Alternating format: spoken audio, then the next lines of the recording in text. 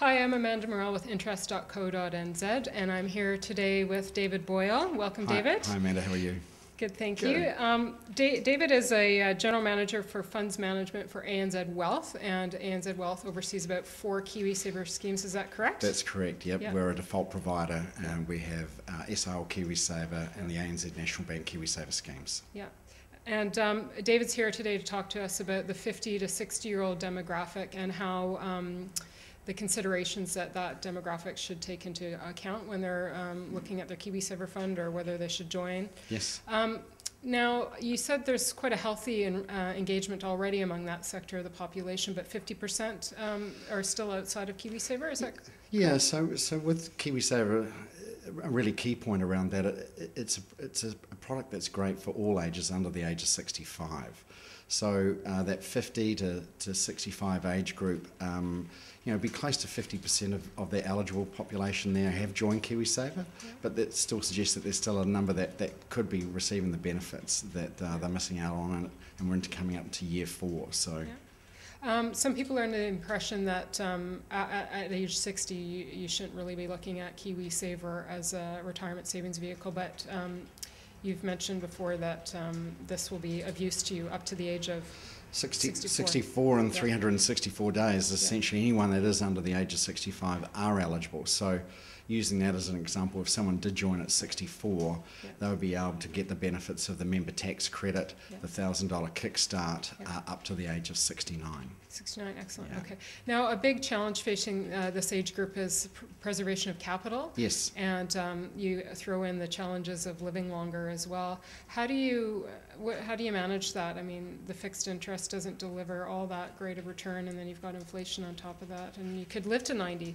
What do you do? Well, exactly. And that is a question that we'll probably continue to ask as our demographics change. Look, it's not a bad thing. In fact, it's a great thing that we're living longer. It's just important that our assets live as long as we do as well. KiwiSaver is a proportion of that, I guess, is a piece of the pie of that, and it is a contributing factor to perhaps help people get an income and top up on the other investments they might have once they reach retirement. Once people start taking a closer look at their KiwiSaver accounts to determine if they're in the right fund or not, and if they're exposed to the right level of growth assets, what kind of advice do you have for people? Because a lot of people try to self-manage in this country.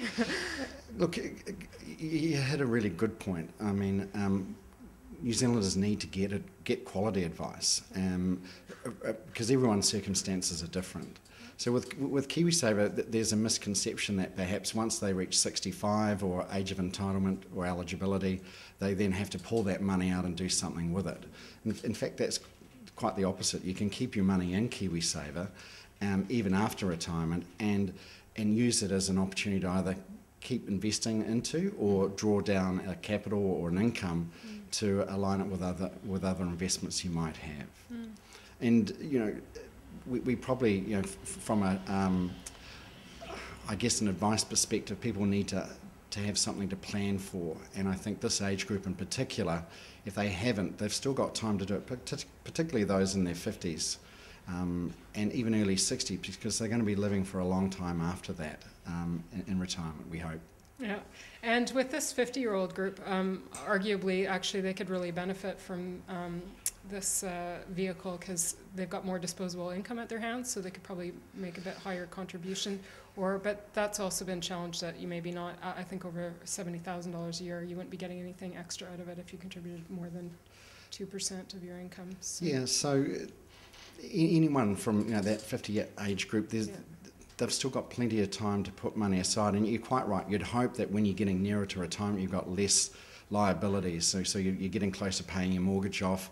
I think one of the key things is don't stop paying those monies to yourself, and KiwiSaver is just one of the vehicles that you could use and would help you get those benefits that you need in retirement. What are some of the misconceptions that people in this age group might have about KiwiSaver? What do you typically hear when people are resistant, I guess? I don't think they're resistant. I think we've got to a stage where there's a proportion of the population that have forgotten what the benefits are of KiwiSaver. So and we still have a healthy growth rate of KiwiSaver, but it is dropping off. And in this particular age group, they need to just revisit. Is it an option? Is it something they can afford to contribute to? Really, is it something that they just have to be involved with? Because the benefits certainly outweigh probably some of their concerns, I would have thought. Fixed interest has not, it's done really well in the last 3 years or so, but people have saying the golden period of fixed interest could be drawing to an end.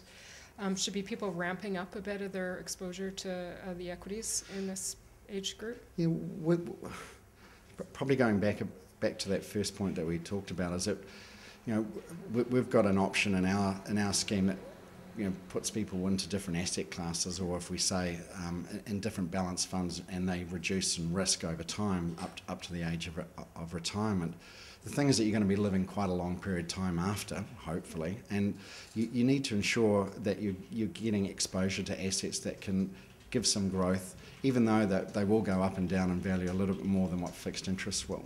So KiwiSaver and the managed fund the managed funds that we have gives everyone exposure of perhaps getting a higher rate of growth assets than what they may have considered to be appropriate at the time.